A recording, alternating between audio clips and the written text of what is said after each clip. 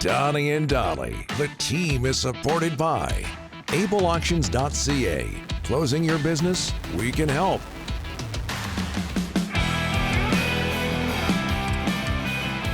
Thursday and all today's guests, including Dante Fabbro of the Blue Jackets, standing by, brought to you by the Vancouver Giants. Tomorrow, Game 1, WHL playoffs between the Giants and Spokane. Puck drop at 7. Game 2, Sunday at the LEC.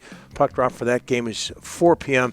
Head to vancouvergiants.com to purchase your tickets. Victoria Royals also opening up their opening round series tomorrow in Victoria against Tri-City.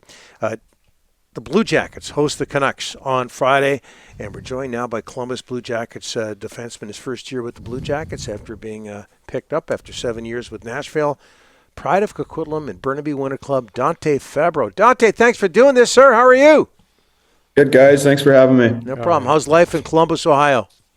It's been great so far. Obviously, it was a bit of a whirlwind at the start here, but definitely settled in now and getting used to the city and everything. So, yeah, it's been a lot of fun so far and really enjoying it so far. So what was your initial reaction, Dante, to being waived by Nashville after 7 seasons and picked up by Columbus?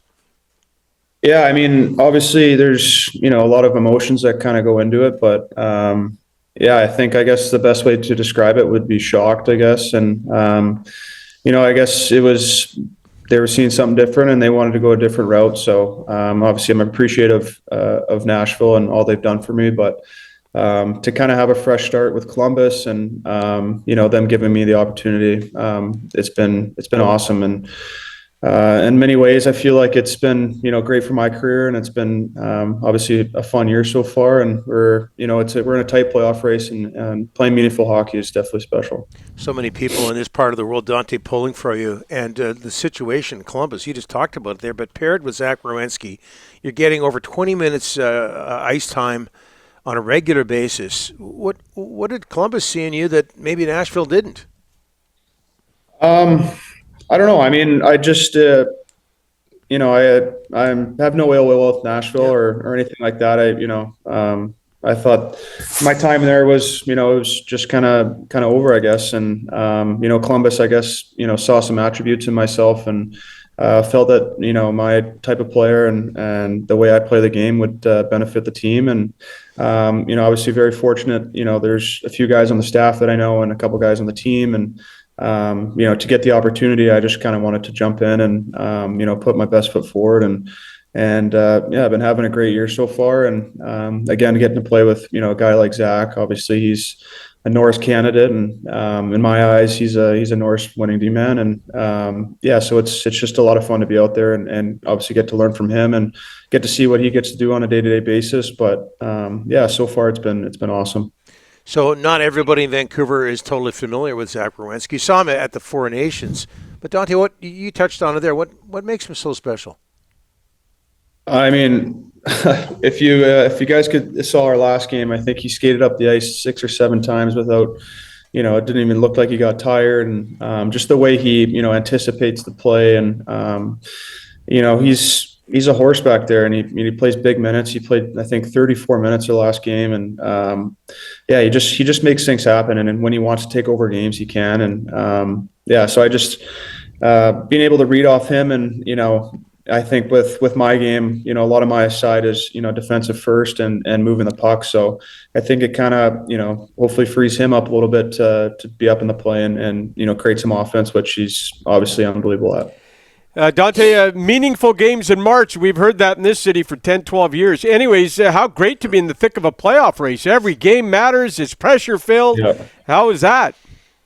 It's been great. I mean, you look at the standings right now, and it's, a couple points separate, 6 teams here. So, I mean, it's a lot of fun. And, again, it's kind of we're controlling our own destiny kind of down the stretch here. And so we got to win a lot of games here. But, our group's been through a lot this year with, injuries and obviously the passing of Johnny and everything. And so I think, we've really come together and, we've had a little tough stretch here the last little bit, but I think, we're playing the right way. We're just, haven't been getting bounces sometimes, but I think it was a good testament our last game to kind of come back and get a win and kind of rewrite the ship here and get things moving in the right direction. Hey, Dante, coming out of Bantam, you decided to take the college route. You played in Penticton instead of going to the Dub. And now Penticton is going to the Dub. What are your thoughts on Penticton getting into the Western Hockey League next year? Yeah, I think it's great. I obviously really enjoyed my time there with Fred Harbinson and all the guys I had, played with. And I think just top to bottom, it's a great organization. And, for the fact that, guys in the CHL can now obviously go to the college road after, I think it's awesome. I think, it only, makes the leagues better. And I think you're going to see the caliber of players in the league continue to grow. And obviously if that decision was, available at my, when I was doing that, I would have for sure kind of gone the CHL route and then to college. But yeah, I think it's a great opportunity for a lot of kids, and it gives more guys some time to develop and kind of grow into, hopefully playing pro hockey. Something you talked about there, and we're talking about Dante Fabbro, folks. You joined the Jackets in November. What have you learned about Johnny Gaudreau's impact on that team since then?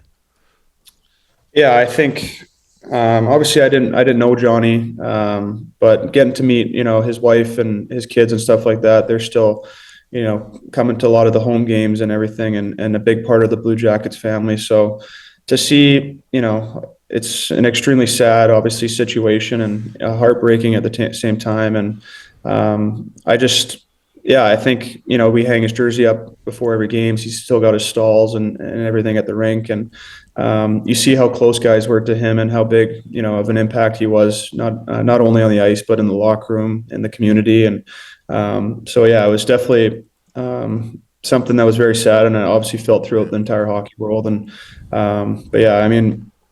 I just from an outsider kind of looking in with the friendships he's had on the team, everyone talks so highly of him and how great of a human being he was. So I think just when I obviously look at this, it's not the easiest thing to talk about because it's tough to really understand the friendships and bonds he's made with a lot of these guys. But at the same time, it's pretty impressive how big of an impact he's had on the community and the team as well. Hey, tough transition, Dante, but what was that Ohio State experience like?